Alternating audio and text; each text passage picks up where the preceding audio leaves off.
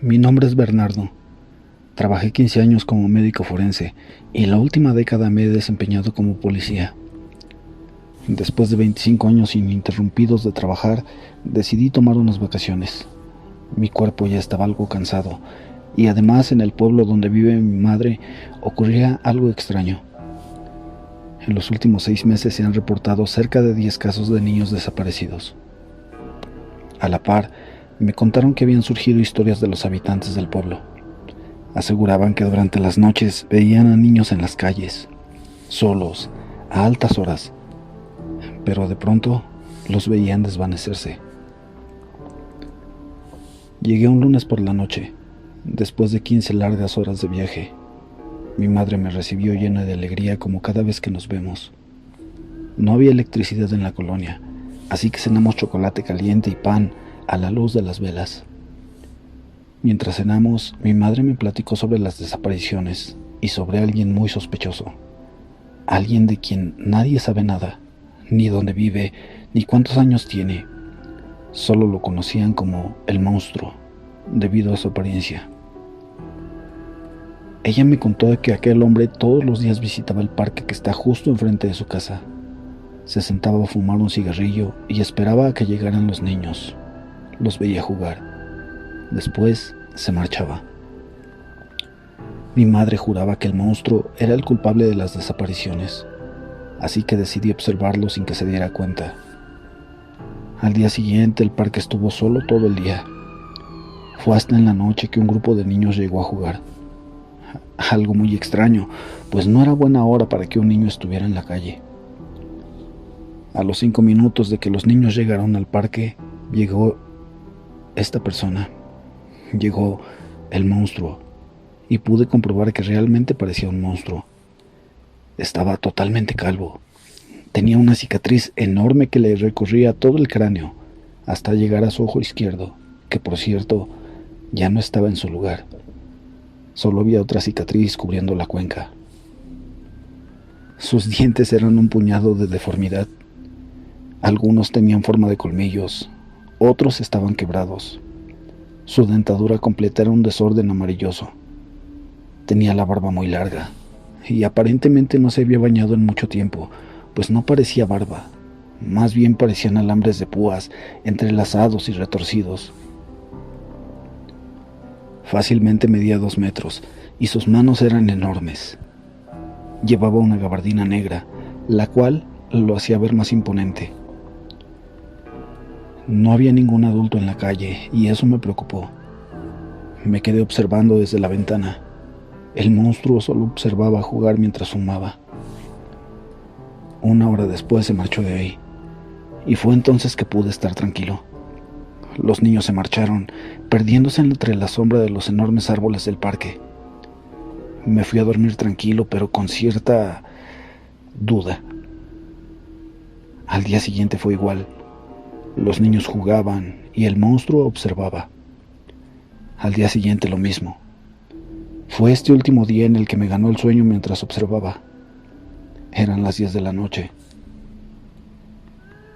Luces rojas y azules en mi cara me despertaron unas horas después. El reloj marcaba las 3:30. Observé por la ventana aquellas luces, que evidentemente eran de la policía. Inmediatamente vinieron los niños a mi mente. Salí deprisa y mi madre estaba ahí, observando un pequeño cuerpo tirado en el suelo del parque. Me acerqué hasta mi madre para ver si el cuerpo era de uno de los niños y para decirle a la policía que el monstruo había estado ahí unas horas antes. Me llevé una increíble sorpresa. El cuerpo que estaba en el suelo era del monstruo. Era pequeño porque le habían arrancado los brazos y las piernas. Estaba completamente desnudo y le habían arrancado también su único ojo, poniendo en su lugar la cabeza de un cuervo con un cigarrillo en el pico. Lamentablemente sobrevivió. Y digo lamentablemente porque su condena no tiene igual. Confesó a la policía ser culpable de las desapariciones. Dijo haberse comido los cuerpos de los 10 niños y enterrar lo que no se comía en un cerro a las afueras del pueblo. En el pueblo se dice que quienes hicieron tal atrocidad al monstruo fueron las almas enfurecidas de los pequeños, ya que jamás se les volvió a ver por ahí. Ya no hubo reportes de apariciones, de niños esfumándose. Nadie pudo saber quiénes eran. A esa hora todos los niños del pueblo ya estaban dormidos. Su condena es aterradora. Dicen que donde está encerrado se lamenta todo el día, como si le estuvieran arrancando el alma del cuerpo. Dicen que sus cuencas sangran todo el día y que ahora lo único que puede decir es: cuiden a los niños.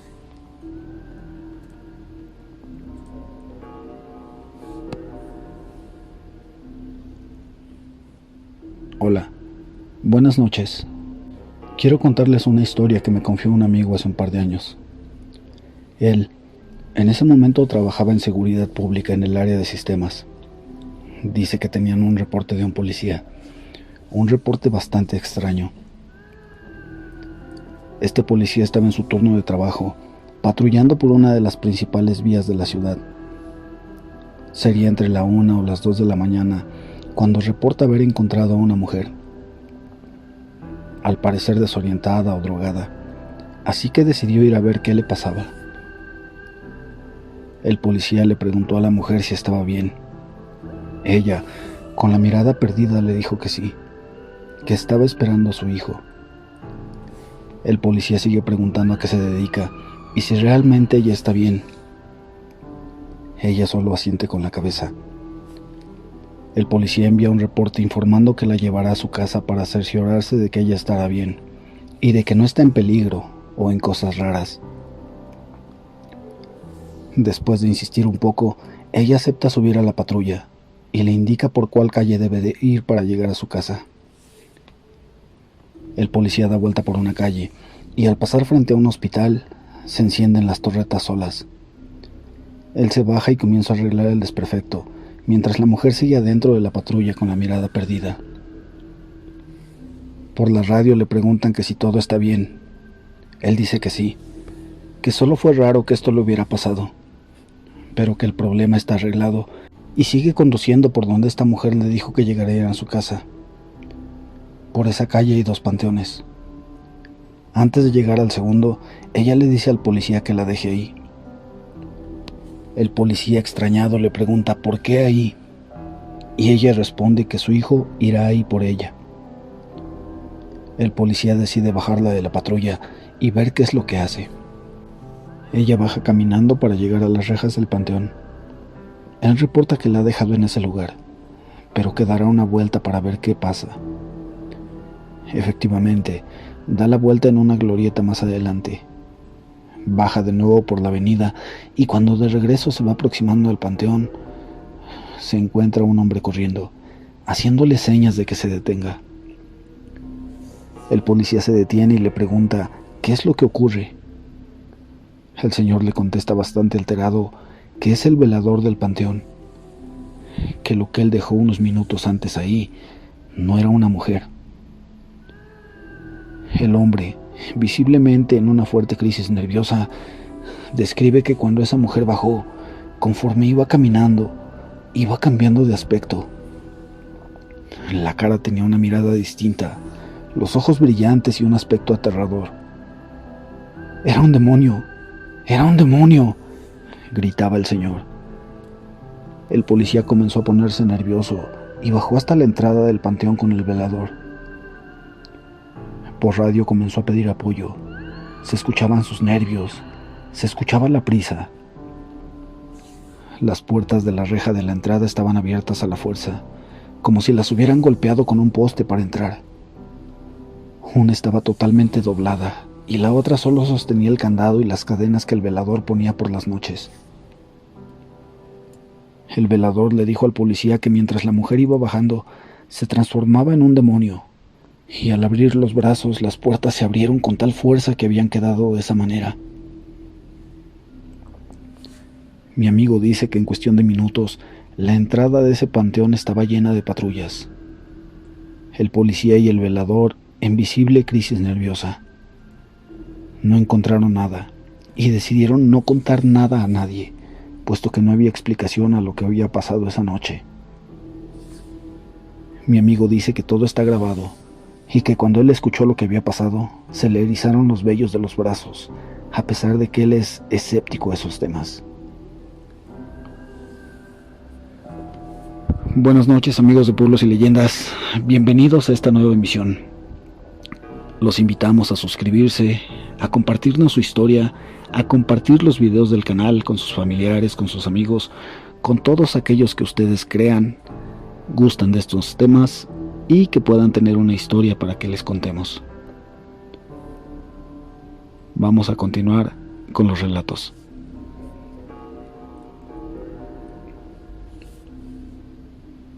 Buenas noches y recen por los que ya no están con nosotros.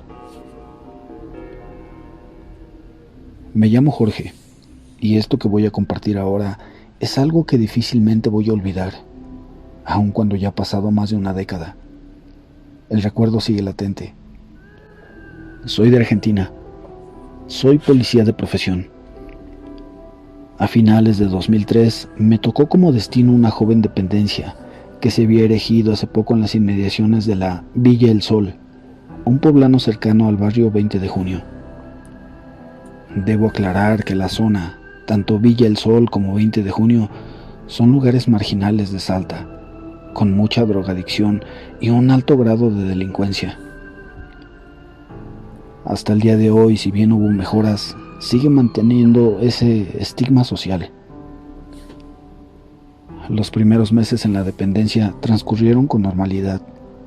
Solamente había uno que otro quilombo, todo con los muchachos de la zona. Pero en julio de 2004 todo cambió. La Cerámica del Norte, que es un establecimiento ícono de la sociedad salteña, comenzó los preparativos para la refacción de sus instalaciones.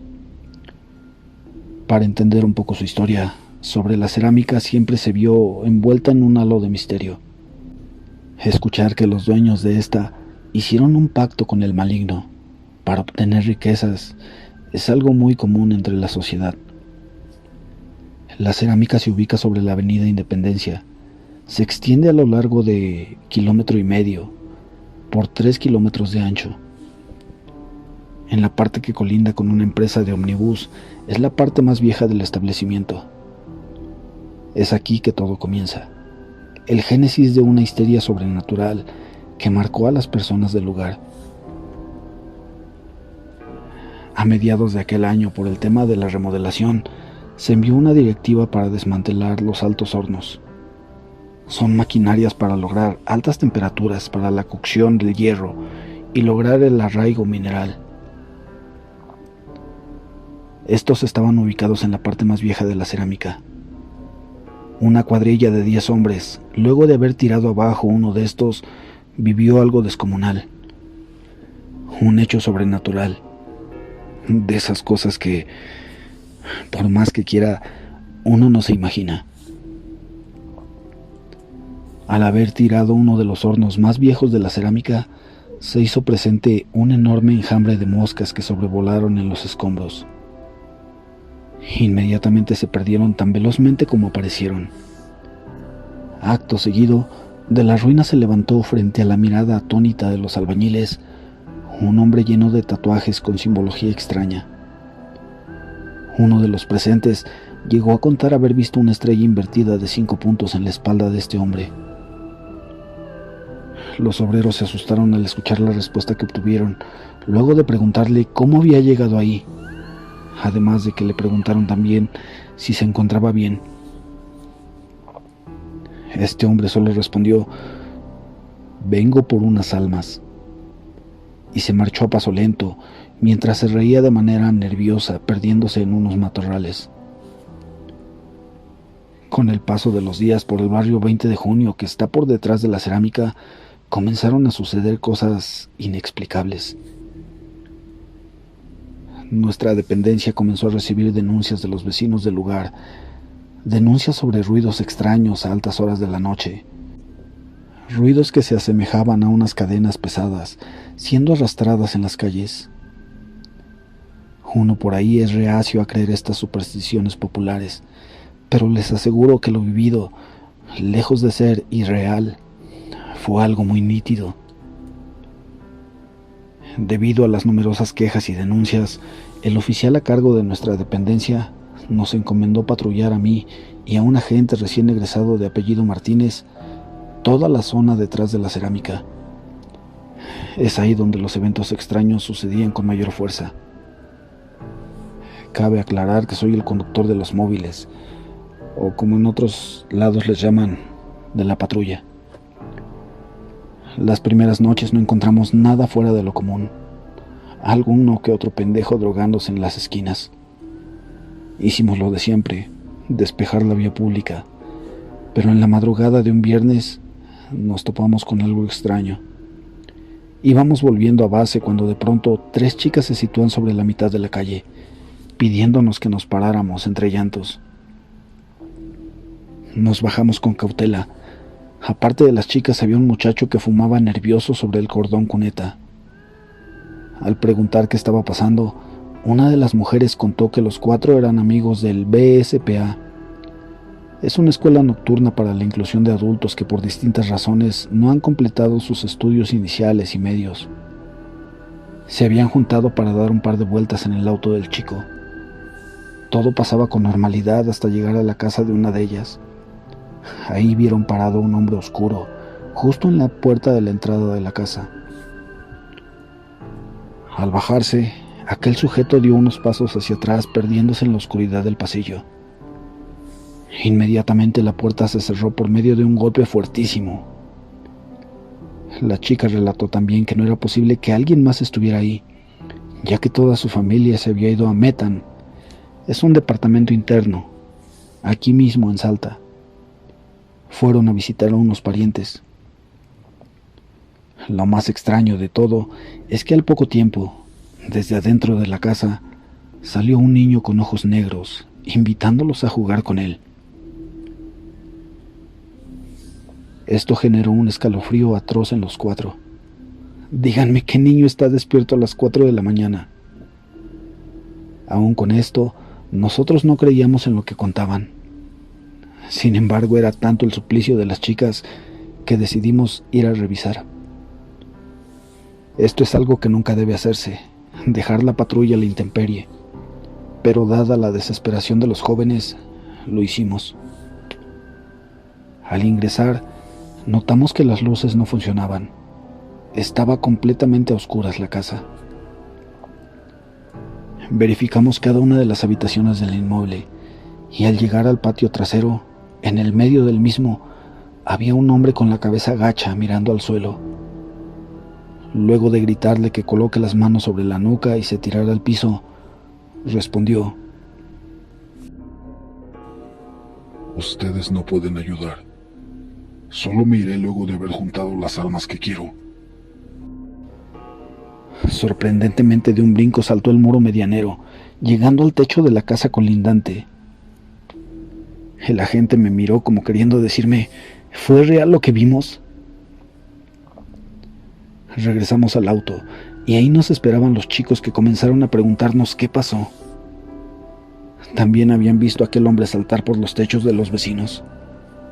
La dueña de la casa no quiso entrar nuevamente al inmueble, así que la llevamos a la dependencia para que se quedara ahí hasta que amaneciera. Al llegar a la comisaría, no tuvimos mucho tiempo para descansar. Debíamos volver prontamente a 20 de junio, porque un muchacho se había suicidado. Este fue el primer suicidio de muchos otros que vendrían. En primera instancia supuse que era a causa de las drogas.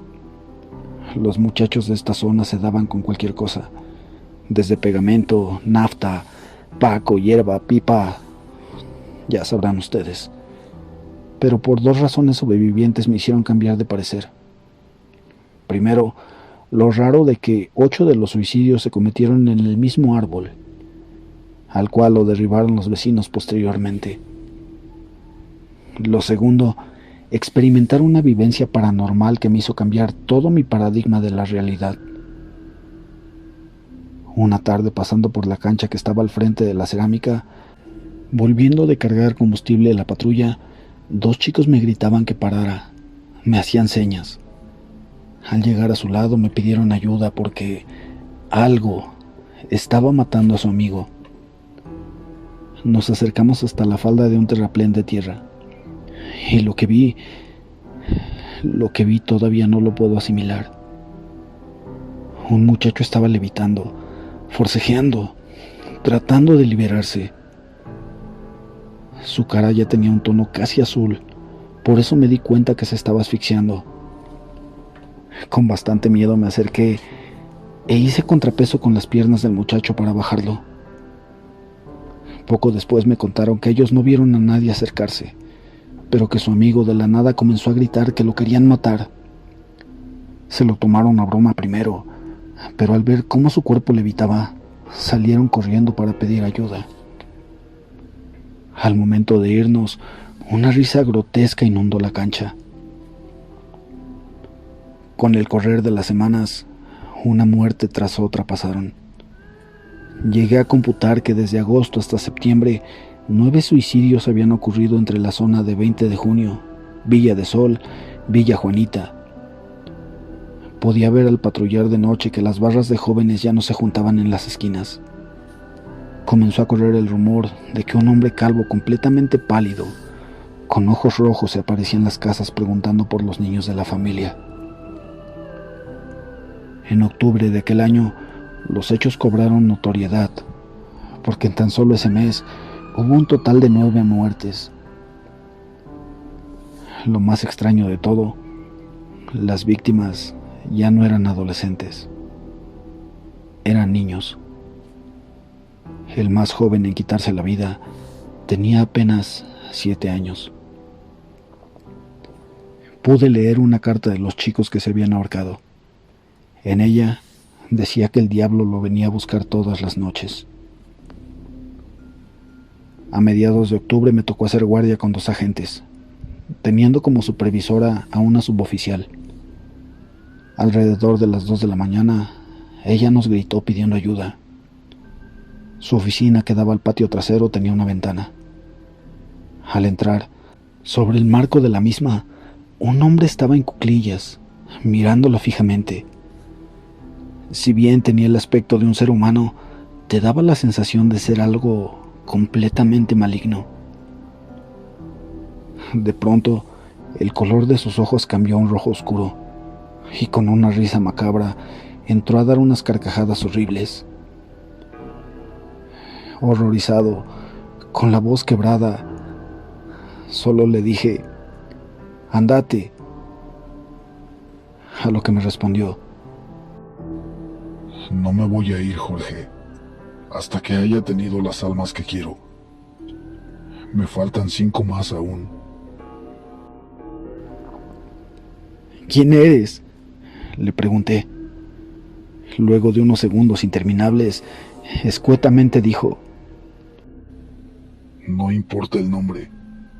Dentro de unos años nos volveremos a ver».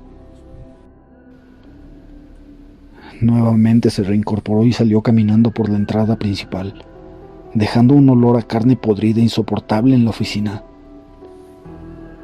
Créanlo o no, luego del último suicidio, este hombre dejó de ser visto en la zona. No volvió a aparecerse nunca más. La mujer oficial de aquella noche pidió traslado. Los demás policías hicieron lo mismo. Ya nadie quería estar o trabajar en la comisaría. Como bien dije, luego del último suicidio y de haberse computado las 18 muertes, aquel ser no volvió a aparecer nunca más. No fue sino hasta el 2013 que las palabras de aquel hombre en la dependencia volvieron a hacer ruido en mi cabeza. Mi hijo, el más grande de todos, entró en un lapso de posesión. Es una historia que por su complejidad debe ser contada aparte, pero un suceso me dejó marcado a fuego. Una tarde que estábamos tomando la merienda en familia, de pronto mi muchacho bajó la cabeza de un golpe en seco. Al levantar la cara, sus ojos estaban completamente negros. Al preguntarle qué pasaba, me respondió: No soy tu hijo. ¿No te acuerdas de mí? Yo vivo en lo profundo, debajo de la tierra. Esta última historia la omito para darla a conocer en otra ocasión. Solo resta agradecer a los hermanos y sacerdotes pertenecientes a la Iglesia Santa Cruz, ya que gracias a ellos mi hijo se recuperó, y ya que el recuerdo del 2013 es tan solo un trago amargo. Por último, con respecto a la cerámica, aún se siguen escuchando relatos sobrenaturales por cerca de sus inmediaciones. Para mí ese lugar está maldito por las distintas muertes que ocurrieron tiempo atrás.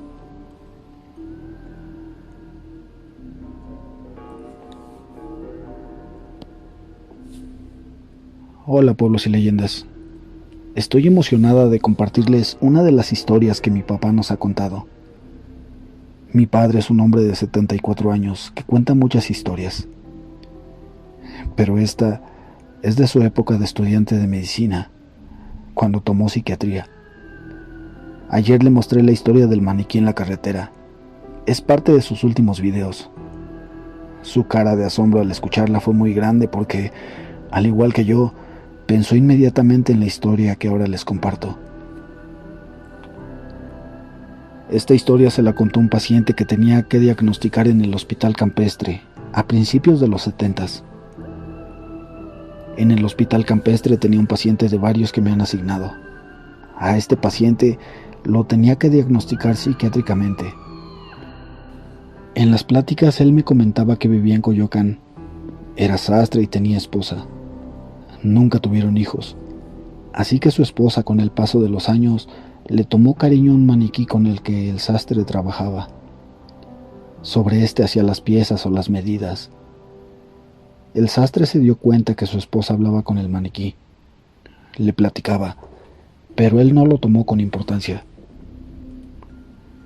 El paciente estaba recluido en ese lugar por homicidio, pero cuando ingresó a la cárcel, llegaron a la conclusión de que era un enfermo mental. Una noche llegó a su sastrería un cliente con una tela muy extraña. Le dijo que era una tela mágica.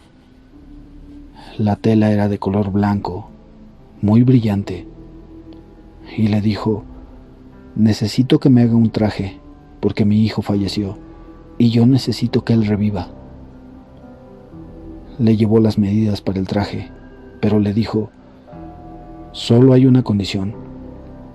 Usted solo puede trabajar sobre esta tela de las 12 de la noche hasta el amanecer, pero nunca, nunca después de que haya amanecido. El sastre aceptó el trabajo porque estaba necesitado. Además, este señor le ofreció que le daría una buena paga. La cuestión es que él empezó a trabajar y todas las pruebas que hacía las colocaba en el maniquí. Ahí es donde él le daba forma al traje. Llegó el momento en el que terminó, pero por un conflicto con su esposa, él la golpeó. De pronto, cuando se dio cuenta, el maniquí intervino para defenderla. Cuando el sastre intentó defenderse y atacar al maniquí, este salió huyendo, y este asunto lo dejó pendiente, y se retiró para ir a entregar el traje. La dirección también se encontraba en Coyoacán. Cuando llegó a la casa, el señor se puso muy contento y le arrebató el traje. Subió corriendo para ponerle el traje a su hijo difunto. El sastre lo siguió y exigió su pago, pero este señor le contestó: no tengo dinero, mientras seguía con su labor de ponerle el traje a su hijo. El sastre, ante tal reacción, sacó una pistola y lo mató. Cuando llegó la policía lo detuvo y lo metieron a la cárcel. El sastre siempre abogó por sí, diciendo que él no estaba loco. Siempre aseguró que la historia era real y siempre pidió salir para poder buscar al maniquí. Decía: yo lo encuentro, porque quién sabe qué desórdenes ande haciendo. Si me dejan salir, yo lo encuentro. El sastre le dio la dirección a mi padre, y en esos tiempos fue a buscar el lugar, pero solo encontró una casa abandonada, muy, muy vieja donde nadie vivía. Con el paso de los años perdió la dirección, pero seguramente el lugar ya no ha de existir.